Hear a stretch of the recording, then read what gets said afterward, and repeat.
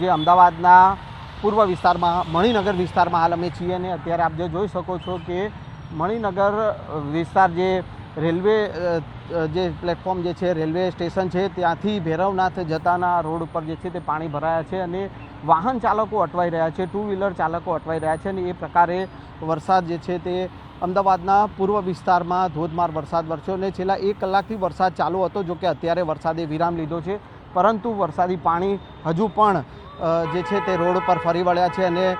જેના કારણે વાહન ચાલકો જે છે તેઓને મુશ્કેલીનો સામનો કરવો પડી રહ્યો છે. રાહદારીઓ છે તેઓએ મુશ્કેલીનો સામનો કરવો પડી રહ્યો છે. જે પ્રકારે હવામાન વિભાગે આગાહી કરી હતી ને એ જ પ્રકારે અમદાવાદમાં ધોધમાર વરસાદ આજે જોવા મળ્યો છે. મણિનગર વિસ્તારમાં હાલ અમે છીએ અને અત્યારે આપ જે જોઈ શકો છો કે મણિનગર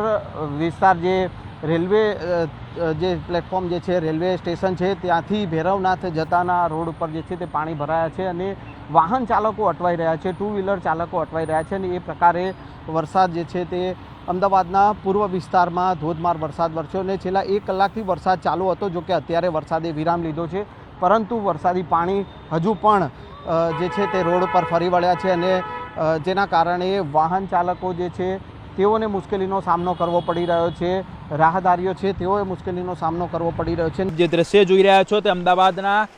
અકબરનગર અંડરપાસના આ દ્રશ્યો છે કે પાણી ભરાઈ જવાને કારણે મોટાભાગનો અંડરપાસ છે તે પાણીની અંદર ગરકાવ થઈ ગયો હતો અને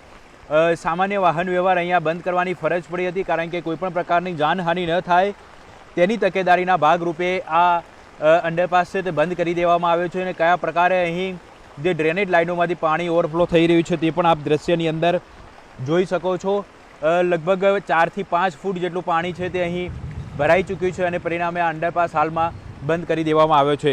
જો કે આ જ વિસ્તાર નહીં પરંતુ અમદાવાદના અનેક એવા વિસ્તારો છે કે જ્યાં ઢીચણ સમાણા પાણી ભરાઈ ચૂક્યા છે, કારણ કે સમગ્ર અમદાવાદ શહેરની અંદર લગભગ 1 કલાક સુધી ધોધમાર વરસાદ વરસ્યો હતો. જે અમદાવાદના પૂર્વ વિસ્તારમાં મણિનગર વિસ્તારમાં હાલ અમે છીએ અને અત્યારે આપ જે જોઈ શકો છો કે મણિનગર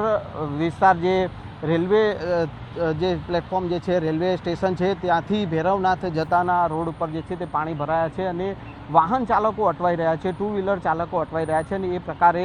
વરસાદ જે છે તે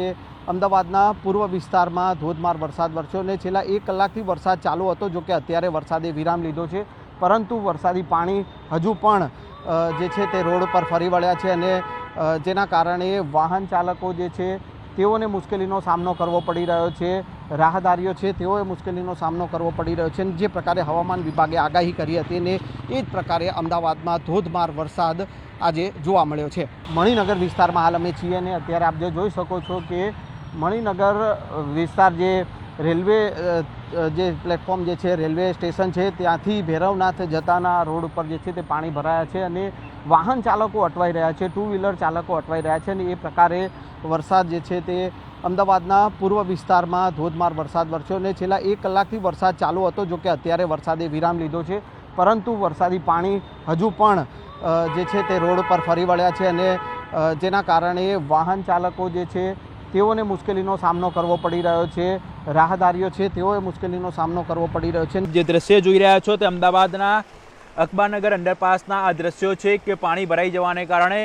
મોટાભાગનો અંડરપાસ છે તે પાણીની અંદર ગરકાવ થઈ ગયો હતો અને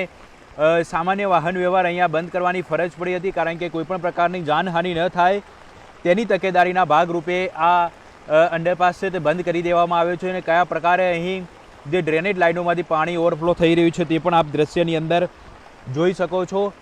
લગભગ 4 થી 5 ફૂટ જેટલું પાણી છે તે અહીં ભરાઈ ચૂક્યું છે અને પરિણામે આ અંડરપાસ હાલમાં બંધ કરી દેવામાં આવ્યો છે. જો કે આ જ વિસ્તાર નહીં પરંતુ અમદાવાદના અનેક એવા વિસ્તારો છે કે જ્યાં ઢીચણ સમાણા પાણી ભરાઈ ચૂક્યા છે, કારણ કે સમગ્ર અમદાવાદ શહેરની અંદર લગભગ 1 કલાક સુધી ધોધમાર વરસાદ વરસ્યો હતો.